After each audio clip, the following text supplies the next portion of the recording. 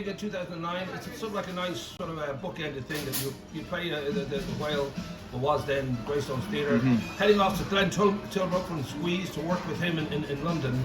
Do you kind of relate to that guy, the sense that you had that night when there was a lot of inebriated teens, there was fire brigades, all the rest? Do you sort of feel, well, that's the same guy, or do you feel, because you've been through quite a lot since then, that you're maybe different now? I don't know. If I'm the same guy, I'm in trouble. You know, it's a lot of years since passed. What was that, 2009? I was 17. I'm in my 30s now. And I have, 3 children later, a marriage later, some education and experiences later, moved to another country, lived in the US for nearly 10 years. And so I should hope that person is very different. But in terms of the love of music, and the love of playing music, the love of writing music, the love of performing with good other musicians, that still very much exists. So you're a songwriter yourself. Yeah, well, I'm a musician and all that. But that idea too of sort of chasing that kind of dream, which is such a wonderful thing, it's like a parallel universe. Yeah. To sort of moving to the States and studying and becoming, you know, I guess, you know, religious. I don't know whether that was a natural progression, whether there was a moment that it all changed for you. Yeah, well, you know, in terms of, you know, so yeah, when I was 17, 18, 19, my motivation was full-time music. But in terms of my faith life, faith was always in the background for me. I was raised very much engaged in church life, and so that never left. Even when I was a part of the music stuff back in you know, when I was 17, 18, I was still pursuing my own personal faith. Right. And I guess it was a little bit later when I felt a sort of formal desire to want to be more involved in church ministry and church life, and so I stepped a little bit away from music, performance in a band setting, and pursued a track to be prepared for serving in the church. That's a big step to, it is. Like, to go and study. And it was 7 years, I think, altogether. Or? Yeah, so I did a master's degree in the US and was ordained. So I'm a reverend, an ordained minister, and so it was a really rich experience to do that for 7 years in a different country. In a different place. Was there a springboard? Was it just a gradual realization, or was there a moment that, you know, I don't know if you had a road to Damascus moment, said, you know what, I'm going to go and do this properly? Well, so you know, the Raglans were quite successful in, like, you know, respectfully for the age that we were, for how few years we'd been engaged in it. Stephen Kelly had written some amazing songs. We had some great people working for us and helping to push us forward. And so it got to the point where it was like, either we go for this big time, or we don't. For me, I felt like I wasn't at that point in my life ready to quite make that leap into the big time.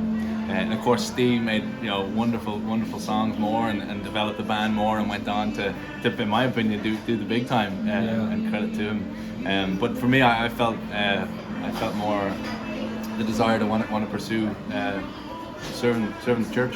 And so I gave my life to that and spent 7 years being prepared for that.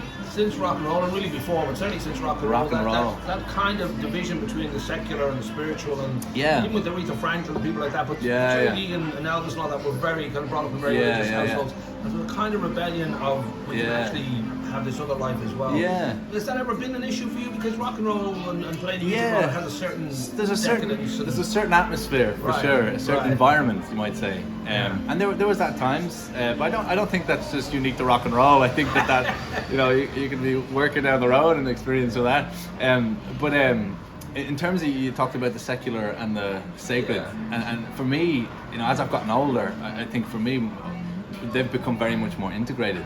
You know, there's a really important value, I think, in Christianity, that where we're planted, where we are, we try to seek the good and seek the blessing of wherever we are.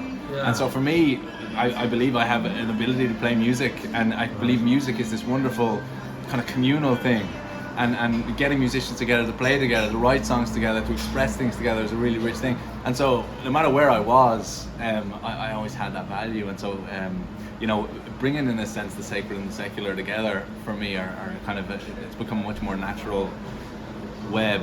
There are those, like, I know that Al Green kind of gradually became a pastor from his early days. And then Bob Dylan had his moment with Slow Train Coming, and people like Van Morrison have had it in their music all the time. And even people like Bowie, you know, walk across. So that's sort of almost like, I want to call it a joyful kind of struggle between, you know, what is the right thing to do, and that sort of almost desire to be decadent. Has always sort of it's been all, it's almost all a about, spark. And, I guess, it's about how you value success. right. You know, so absolutely you could pursue commercial success in the music industry, and it could be all about self-promotion, all about you know, playing the biggest venues, this, that and the other. But for me, at the core of why I write is because I love to play with other people. I love to be self-expressive and share story through the use of song. The goal is doing that well, not necessarily all the accolades and commercial atmosphere that can surround that.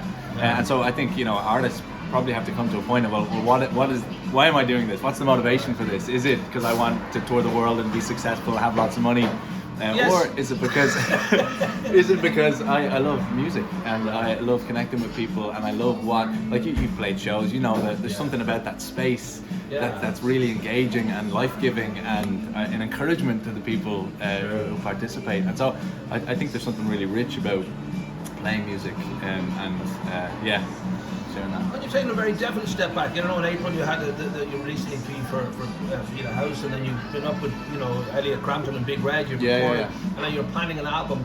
Was this again just an organic thing, or was there a sort of moment of, you know what, I really should, you know, allow this in my life more because it's so I think COVID, for most of us, anybody who were sort of artistically inclined, we suddenly dusted off the pen and started writing poems again. We started making films. The amateur filmmakers, anyone who could play 3 chords on the guitar started writing songs. But I think for myself, I just sort of started writing again, and started just to think about, you know, the use of the medium of music, and sort of the passion for it sort of started burning again. And then you talked about sort of the organic development. And like I had this song that I wrote. My brother passed away from suicide in 2010, and so the PA to House and the work that they do, and particularly the image of darkness into light, is, and, you know, again in Christianity is a pretty important theme. And so I was quite inspired by that, and so I wrote this song, and then I shared it with some friends, and they said, hey, you should release this and give all the funds to Pieta. And I have some great support community around me, including my wife, who supports some crazy ideas. And so I released that, and it seemed to get really positive response. And then then I had a few more songs I was sitting on, and Elliot Crampton said, why don't you come into the studio? And so we had a weekend kind of crash session in which we all got COVID. but we managed to record 5 really good live, like most of the songs on that EP are live recordings. Wow. And so it was really just kind of vibrant time.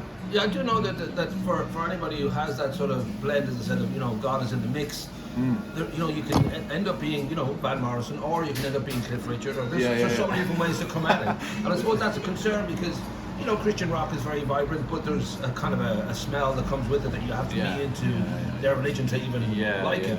But I don't know whether that's a concern that you have to sort of keep a certain amount of, you know, balance. No, like, again, it gets back to why you do it.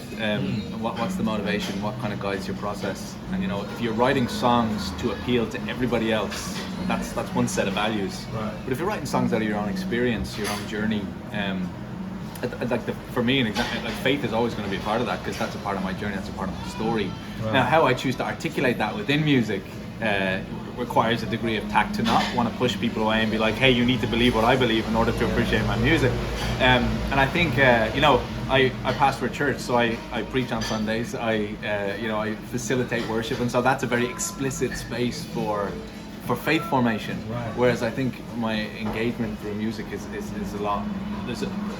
I would say it's hospitable to the journeys of lots of other people and where they're at in their journey, and it's more entering into the sort of self-discovery, self-journey that we're all on. Really, you mentioned Van Morrison, you mentioned they were all on their own sort of journeys, and we're all in a way on a journey. And I hope that that whatever faith elements that make it into my music is sort of an invitation to explore, not in a forceful way, in a hospitable way.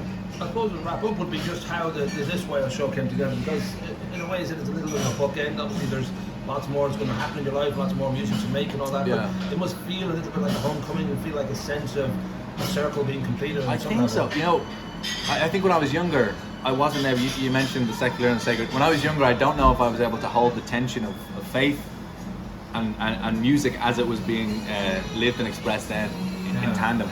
I've grown a little bit, I believe a little bit more mature, and I think holding music and songwriting and playing in its right place in my life, it's become much more seamless. And so it feels like a homecoming. At the same time, it feels something new, because I think I'm far more comfortable in my own skin than I was when I was 17.